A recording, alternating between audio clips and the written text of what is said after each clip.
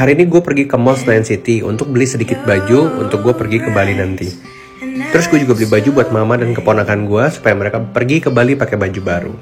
Habis itu gue ngelewatin iBox di Senayan City, terus gue pengen mampir rencananya. Bayangin loh, mereka nggak welcome banget karena gue pakai pakaian kayak gini. Jadi kesini gue iseng-iseng doang untuk lihat iPhone 12 itu kayak apa sih. Jadi staffnya di sana tuh kurang ramah banget, jadi gue nanya bedanya iPhone 12 sama iPhone 11 apa, nggak dijawab. Karena penasaran, akhirnya gue beli deh ini iPhone. Gue lihat iPhone 12 Pro itu nggak nyampe 1 menit, abis itu gue bilang ke mbaknya, saya mau yang ini satu warna emas. Bayangin udah sampai gitu aja mbaknya nggak percaya. Sampai mbak ini manggil ke temennya, terus mbaknya bilang, tolong dong urusin ini orang. Gue pengen bilang melayani seseorang itu nggak harus dilihat dari tampilannya, tapi emang kita punya hati untuk melayani. Buat teman-teman semua yang kemarin udah nonton soal video yang viral soal gue beli iPhone 12 Pro, gue pengen speak up soal ini. Banyak yang bilang katanya gue tuh sengaja social eksperimen pakai baju, celana bolong, terus gitu sendal jepit. Gue pengen ngasih tau ke kalian bahwa itu emang udah biasa banget, yaitu gue nggak pernah buat-buat. Kalau gue tuh suka banget pakai sandal jepit, pakai celana pendek, pakai baju biasa aja.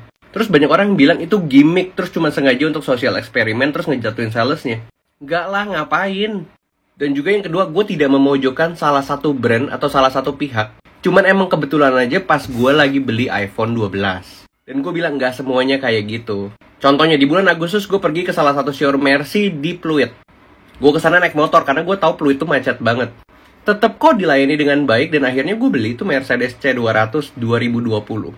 Gue juga punya bisnis dan gue selalu bilang ke tim gue untuk melayani seseorang bukan dari penampilan mereka, tapi emang kita benar-benar punya hati untuk melayani, gitu. Ini adalah salah satu bukti kalau misalnya teman-teman sales itu melayani pakai hati. Jadi di bulan Agustus kemarin gue datang ke salah satu showroom Mercy di Pluit. Gue datang bareng saudara gue dan kita tuh berdua pakai sendal dan naik motor. Sebenarnya apa sih masalahnya kalau naik motor sama pakai sendal jepit? Karena pelayanannya baik sih. Hasilnya adalah gue beli Mercy ini. Lihat deh, kalau kita melayani dengan hati yang baik, pasti akan ada hasil yang baik juga buat sales itu. Teruslah jadi baik buat semua orang. Ini bulan lalu ketika gue beliin pacar gue tas buat hadiah ulang tahunnya. Lihat deh, ya emang gue biasa begini. Jadi gue gak ada bohong, gak ada gimmick, ya emang ini gue. Kalau netizen bilang ini cuma gimmick dan si Julio cuma cari sensasi, ngapain? Lihat deh, gue sama temen gue juga kayak gini biasanya. Udah, gak dimacem-macemin. Toh kita kalau mau beli tas di atas 30 juta, 50 juta, 100 juta pun dilayani dengan baik. Jadi kalau gue bilang puas ya puas, kalau gue bilang kurang puas ya kurang puas. Gitu. Gue masih heran sama netizen yang bilang katanya si Julio ini sengaja untuk ngejatoin sales atau brand atau salah satu pihak tertentu. Kalau gue boleh jujur, kalau memang pelayanannya bagus, gue akan bilang itu bagus. Terus ada yang bilang katanya ini video sebenarnya cuma gimmick dan bohong. Pertanyaannya, ngapain gue bohong dan juga ngapain gue gimmick untuk hal-hal seperti ini? Mungkin dengan kejadian seperti ini, pihak tersebut bisa improve pelayanannya untuk bisa jauh lebih baik dari sebelumnya. Ambil aja positifnya. Oke, kita next topic. Gue udah gak mau ngebahas soal yang viral-viral kemarin.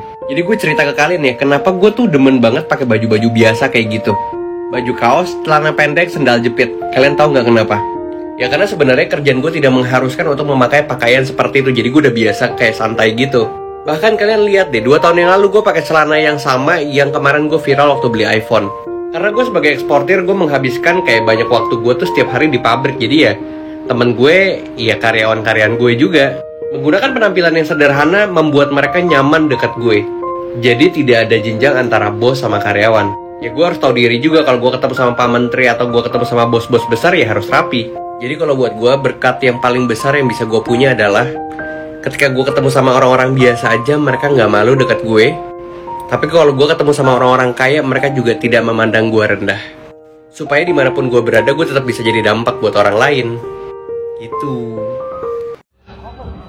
Jadi guys, gue sekarang lagi di iBox Gading Serpong dan gue pengen klarifikasi video yang kemarin viral. Sebenarnya gue bilang ini nggak terjadi di semua iBox karena balik lagi ini tergantung pribadi masing-masing, dan gue akui sekarang pelayanan yang di iBox Gading Serpong tuh the best banget.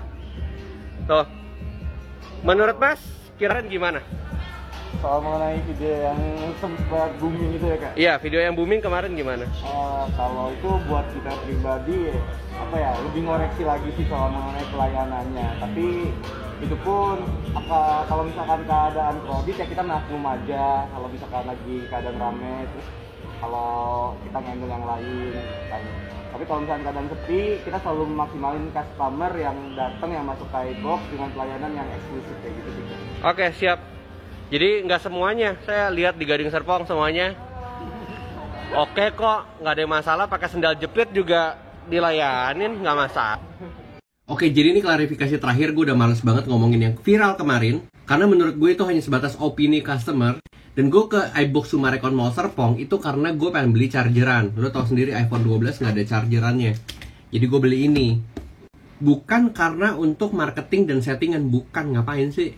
Gue nggak terima uang sepeser pun ya dari iBox. Cuman kenapa gue klarifikasi dan gue pengen ngajak mereka untuk masuk ke dalam video TikTok gue? Karena menurut gue nggak semua pegawainya kayak gitu. Mungkin aja ada mereka yang bersusah payah, berjuang, bangun pagi, siap-siap untuk kerja supaya dapat gaji, terus naik pangkat mungkin. Jadi gue menghargai kerja keras teman-teman yang di iBox untuk bener-bener ngasih yang terbaik. Jadi gue klarifikasi kayak gini supaya gue bantu mereka yang punya kinerja baik itu nggak diserang sama netizen. Dan ini juga masukan buat si gerai toko tersebut untuk bisa filter dan improve karyawannya yang kurang pelayanannya. Jadi gue klarifikasi kayak gini supaya video gue yang viral itu tidak menjatuhkan siapapun, tapi malah untuk improvisasi perusahaan tersebut.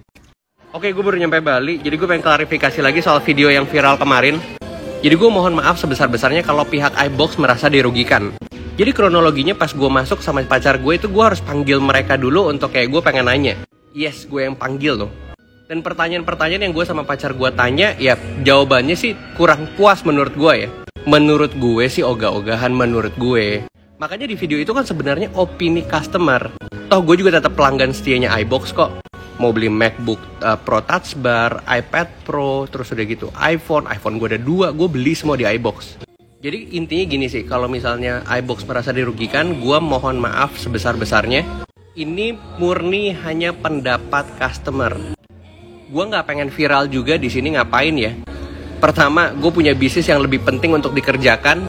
Kedua, gue bukan pansos. Tapi bisa aja itu jadi masukan untuk iBox bisa improve. Tapi kalau tersinggung, gue minta maaf. Sesuai dengan meeting virtual dengan manajemen iBox, kita sepakat untuk mengakhiri kejadian ini dengan baik dan damai. Oleh sebab itu, kami menyimpulkan bahwa saya, Julio, tidak memberikan fitnah atau tujuan yang menjelekan atau menjatuhkan brand iBox, khususnya kepada prosedur pelayanan staff iBox di setiap store di Indonesia. Mereka sudah mengikuti SOP dengan baik, dan mengenai kejadian tersebut, lebih tepatnya itu hanya curhatan dan perasaan saya sebagai konsumen. Dan sekali lagi saya mohon maaf jika saya mengunggah curhatan saya di media yang akhirnya meresahkan semua pihak. Sekali lagi saya minta maaf, dan ini jadi pelajaran saya sebagai content creator untuk memperhatikan konten kedepannya. Terima kasih.